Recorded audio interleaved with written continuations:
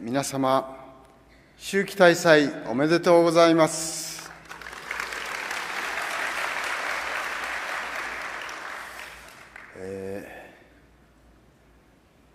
菊の花香る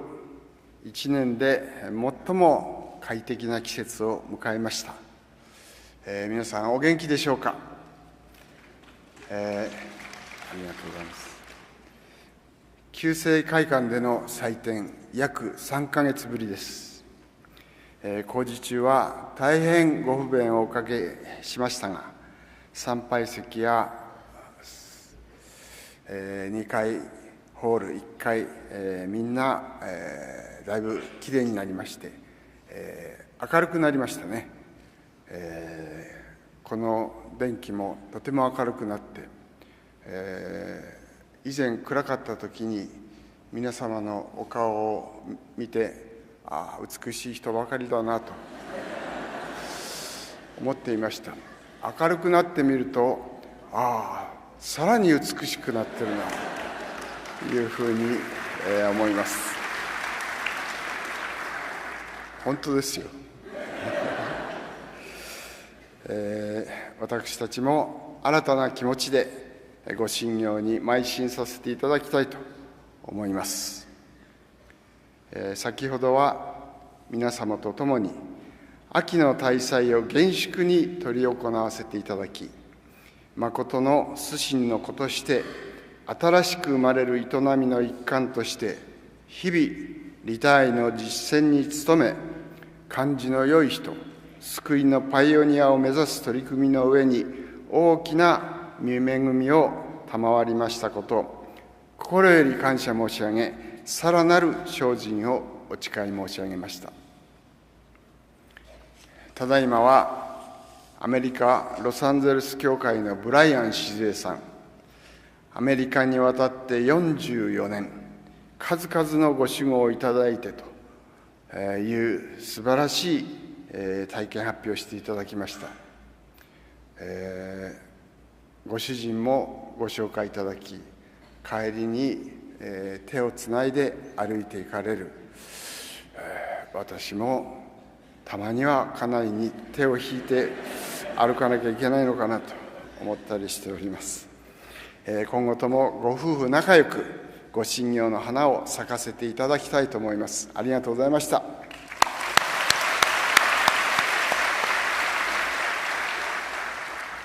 ここで海外から来征されている皆さんをご紹介します。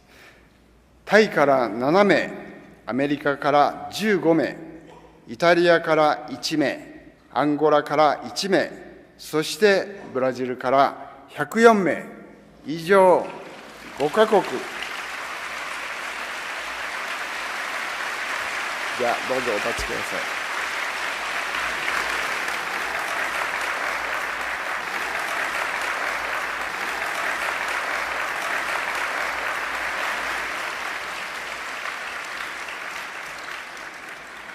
はい、ありがとうございました。以上5カ国、128名の皆さんです。ようこそ聖地へいらっしゃいました。続いて、海外研修生をご紹介します。海外研修生、お立ちください。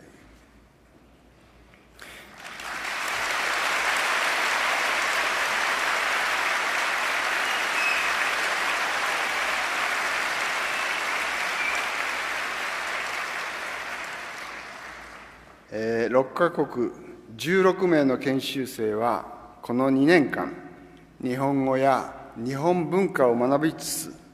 見教えとお言葉の研鑽に励み、本日めでたく修了式を迎える運びとなりました。特に布教実習の折には、皆様に大変お世話になりありがとうございました。彼らはこれから世界布教をはじめ、さまざまな目標に向かって心新たに聖地を出発します。ここでどうぞ温かい励ましの拍手をともさっきしていただきました、ありがとうございました。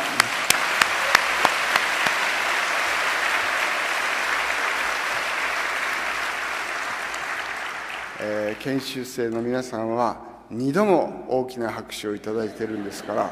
これから使命を感じて頑張っていただきたいと思います。先ほどの祭典の折、優しさと奥ゆかしさの見教えを拝聴しました。優しさも奥ゆかしさも、感じの良い人を目指す私たち一人一人が自らのうちに育んでいくべき大切な資質です。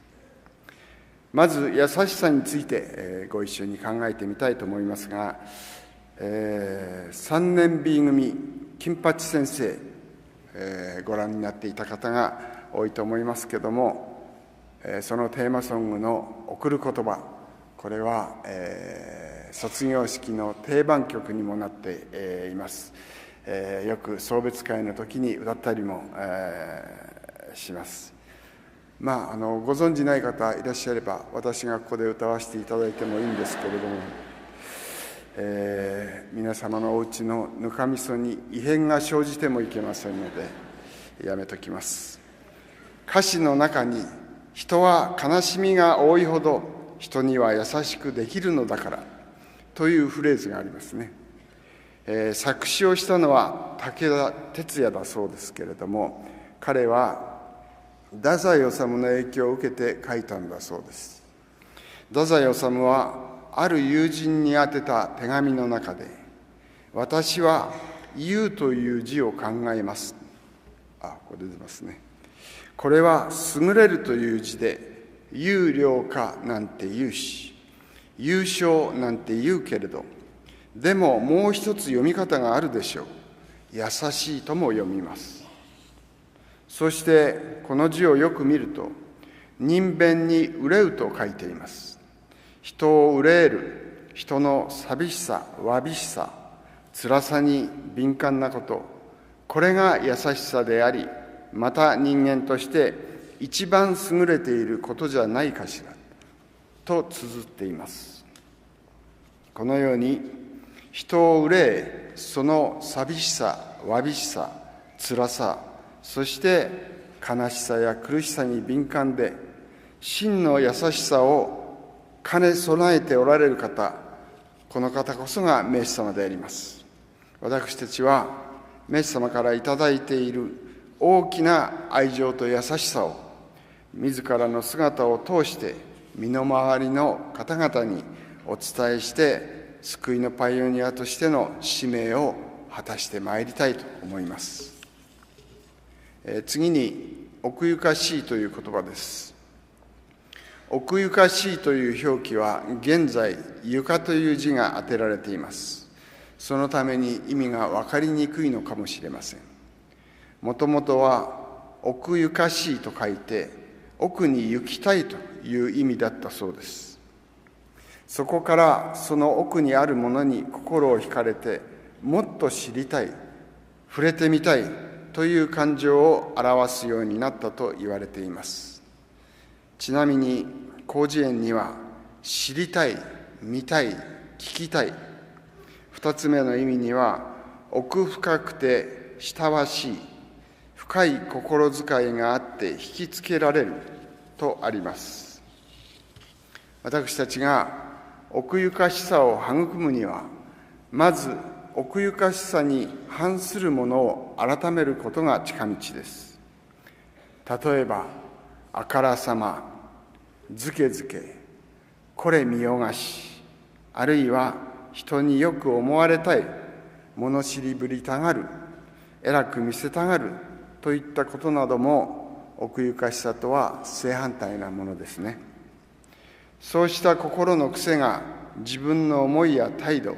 言葉や行いの中に現れていないか、絶えずチェックをすることが大切だと思います。ただ、人間的な努力だけでは限界があります。それを超えるには、かねてより教師様からお導きいただいておりますように、大神様、名士様から養い育てていただくほかありません。完全に一歩一歩近づかんとする修養、これが信仰的態度であるという見教えを支えに、気長に自己を積み上げてまいりたいと思います。話は変わりますが、長年にわたってこの教団を牽引してくださった渡辺哲夫先生が起用されて、この10月5日、ちょうど1年を迎えます。渡辺先生はお父様の渡辺勝一相談役もそうでしたが、条例実践のお手本といいますか、とにかく徹底して条例を実践することによって大きな発展を許されてきました。私は何度か渡辺勝一先生のお供をさせていただいたことがありますけれども、夜になると必ず、ご条例をしてあげようと、ご自分がお疲れになっているでしょうに、そういうふうにおっしゃって必ず条例を取り継いでくださるんです。そして渡辺先生条例してくださる時々こう手を当て、背中とか肩にこう手を当ててくださるんですけども、そうすると暑いんですね。あったかいとかというような段階でなくて、ものすごく暑いんです。80を超えていらっしゃった時だと思いますけれども、そうしてお年にもかかわらず、そのようなことを感じて、本当に徳の高い先生のご条例は光が強いんだなという印象を受けたものです。渡辺哲夫先生はブラジルをはじめ中南米、ヨーロッパやアフリカ諸国の布教発展の礎を築かれましたが、そうした国々ではいずれも徹底した条例実践が行われているという事実があります。もちろんブラジルでも初めから発展が許されたわけではありません。開拓当初、渡辺先生は条例の対象者を求めて一軒一軒訪ね歩くのですが、門前払いをされたり、時には罵声を浴びせられるということもあったそうです。それでも諦めずに靴の底をすり減らしながらドアからドアへ訪ね歩く中で、一人また一人と対象者が与えられるようになっていったのでした。ただそれだけで布教が軌道に乗り始めたかというと、そうではありません。いくら条例をしても奇跡がいただけない時期もあったそうです。しかしその時が肝心です。渡辺先生がよくおっしゃっていました。コップに水を注いでいくと、だんだんいっぱいになってくる。いっぱいになるまではあふれないけれども、いっぱいまで来るとどっとあふれ出すと。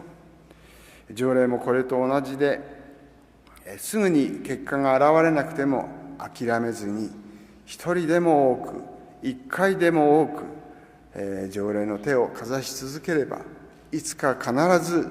素晴らしい証があふれ出す時が来るものなんです。ブラジルでもタイでもアフリカでもスリランカでも、今条例の奇跡は枚挙にいとまがありません。世界中で多くの方々が実にたくさんの証をいただいております。これからさらに条例実践を徹底し、実践者が増えれば増えるほど奇跡が相次ぎ、布教発展の土台が確実に築かれていくようになっていくでしょう。渡辺先生は、布教は個対個が原則だと。発展を願うならば条例実践を徹底すべきだと、ことあるごとにおっしゃいましたが、私たちもこの原則にのっとって訪問活動やお世話を通して一人一人に寄り添いながら、個対個の絆をしっかりと結び、条例のお取り次ぎに徹底させていただきたいと思います。今まで教団として壮年の実践をはじめ、リタイアの実践、感じの良い人、救いのパイオニアなどなどを打ち出してきましたが、それらはすべて徹底した条例実践と切っても切れない関係にあります。送念の実践は条例のお取り次ぎと合わせ行ってこそ意味があり、また条例の実践はそのまま最高の利他への実践にもなるんです。そして困った時に寄り添ってほしい、相談に乗ってほしいと思われるような人たちは皆感じの良い人たちであり、何かあればすぐに条例の手をかざせる人たちです。また徹底した条例実践は救いのパイオニアを目指す上で絶対に欠かすことのできない大切な営みです。渡辺先生がご自分の体験を踏まえてよくおっしゃっていたのは、条例の説明をしすぎるとお取り次ぎは難しくなるということです。霊界の実在や霊視体重の法則、果ては夜昼転換まで何から何まで説明して、それから条例をと言ってももう結構ですと言われることにもなるかもしれません。幸せになってほしいと思う人がいたら、相手の話に耳を傾け、説明はできるだけ簡単にして手をかざせばいいんです。お救いくださるのも、信仰の道にお導きくださるのも、あくまでも大神様、名主様です。私たち信徒の使命は、その橋渡し役をすることです。後の結果はお任せすればいいんです。二代様は、人間一人一人の心が清まり、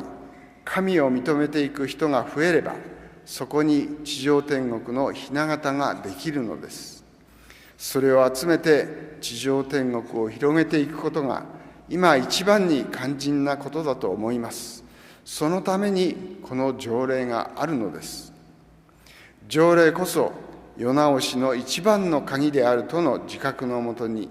祈りつつ条例に専念をしていただきたいとおっしゃって、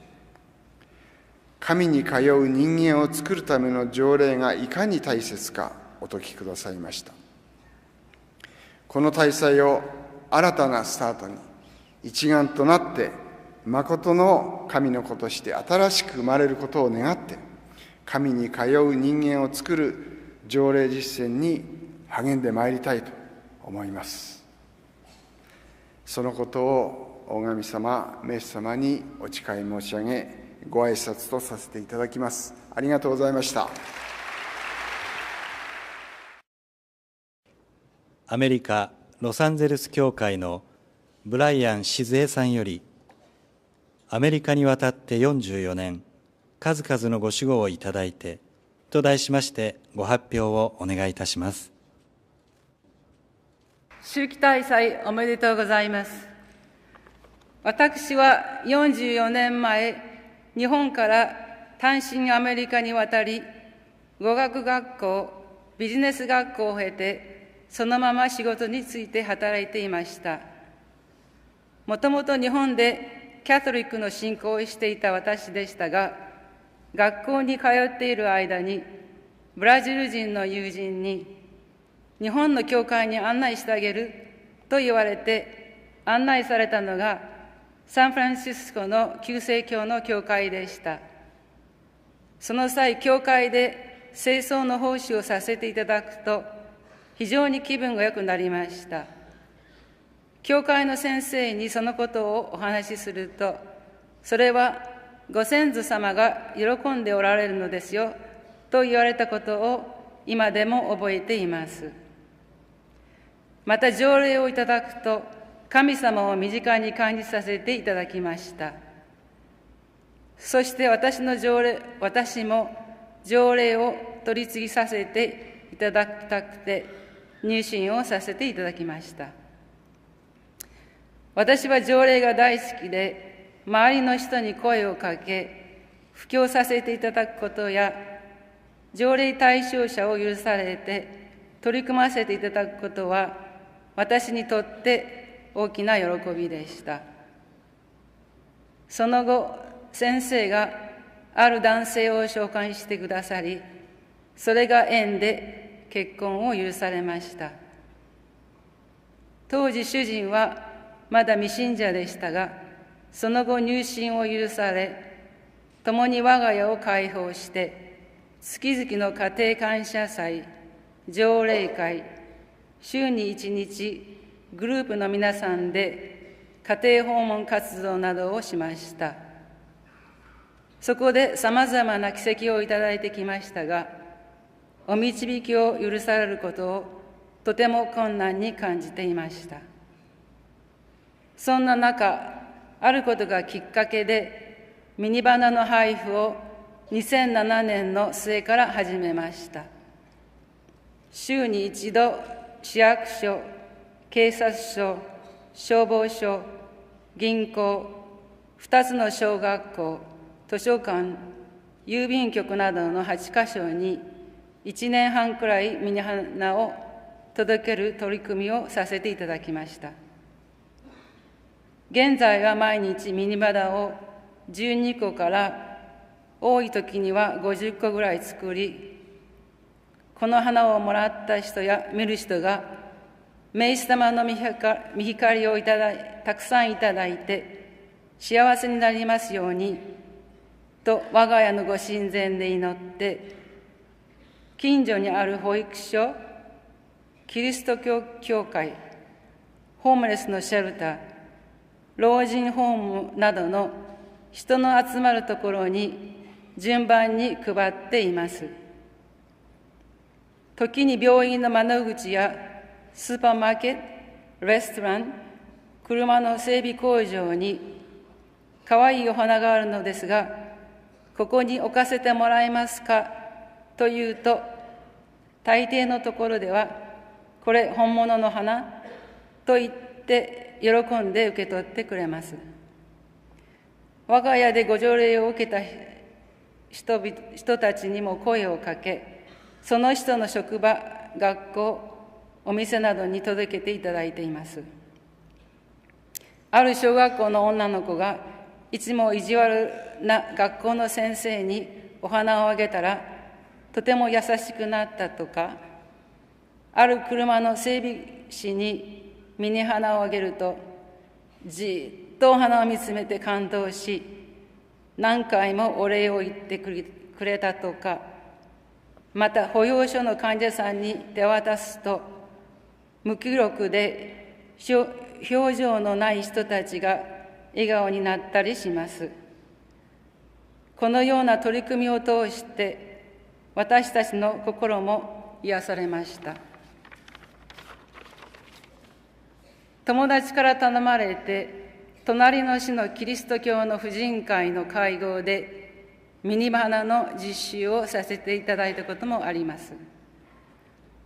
またキリスト教のある別の教会では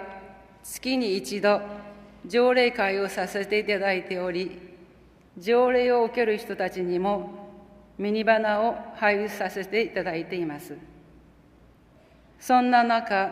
この教会から最近2人の方の入信が許されました。このようにあちこちにミニ花配布の取り組みをさせていただいているうちに、名士様がこの地域にお光を入れてくださり、霊界を変えてくださったのだと思います。以前はなかなか対象者を許されることもありました以前はなかなか対象者を許されないこともありましたが、ミニバナの活動を通してより多くの対象者、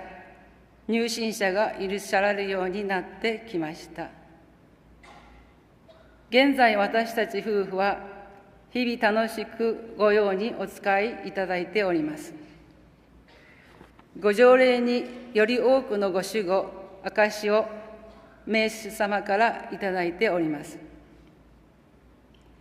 ある時、老人福祉施設の中庭で、私はいつものようにアーネストさんに条例をお取り次ぎしていました。未信者のマーリンさんは少し離れたところで背を私たちに向けて本を読んでいました。すると条例が終わった後、私たちに近寄ってきて、何かとても強いエネルギーを肩から背中に感じたけれど、一体何をしたのと聞いてきました。そこで私は、あなたも試したいですかと聞くと、してほしいということで、私は彼女に条例をさせていただきました。15本くらいの条例で気分がとても良くなったと言って帰りました。その後彼女は2、3回の条例をいただいた後、病院で診察を受けたそうです。その次に会った時、初めて彼女は私の状況の話をしてくれました。彼女が言うに曰く、私はお腹と喉に腫瘍があり、食べ物が下に降りなかったけど、医者からかなり小さくなったので、手術の必要なしと言われました。そして1年間なかった生理も戻ってきました。と嬉しそうに話してくれました。彼女は条例に大変感動し、感謝され、入信されました。またある青年は恐怖のため一人で家にいることも外出もできなかったのですが、今では自分で車を運転して外出できるまでご守護いただかれたり、肝臓を患っている人がご条例でたくさんの排尿が許され、またひどい死痛から解放された未信者さんなど、たくさんのご守護をいただいております。ここで私の夫、ジェームスを紹介させていただきます。ジェームス。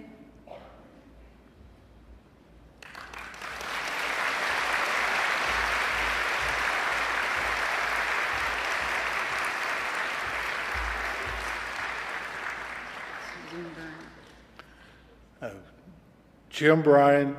desu, konnichiwa.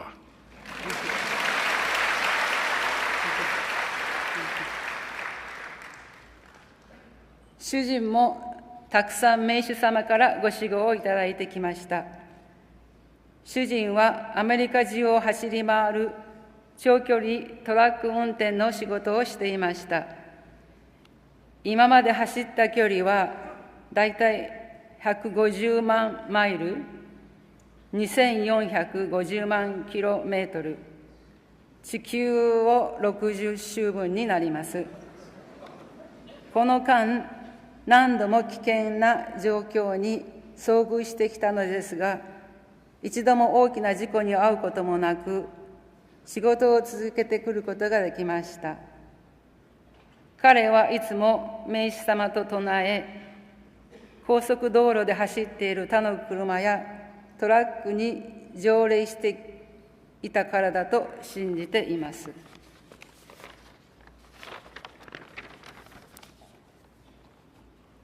また通常トラックの運転手は長時間運転し、運動する時間もないため、高血圧、糖尿病、前立腺関係の病気で悩まされることが非常に多いそうです。しかし主人は長年運転を続けてきたにもかかわらず、そのような症状はありません。最近健康診断を受けたところ、医者からあなたは大変健康ですよと言われました。本当に私たちは名主様に感謝、いくら感謝してもし尽くしません。この道に導いていただいたことを本当にありがたく思っています。まだ名主様を知らない人たちがどうやって暮らしているのかが気になるので、その方々にすぐ声をかけさせていただいていきたいとの思いです。これからもっと名士様に使っていただけますように、そしてこの地域に、アメリカにもっと名士様の御光を広げていただけますよう、夫婦で心を合わせてセンターの皆さんと一緒にご神業にお仕えしてまいりたいと思います。そのことを大神様、名士様にお誓い申し上げ、体験発表を終わらせていただきます。ありがとうございます。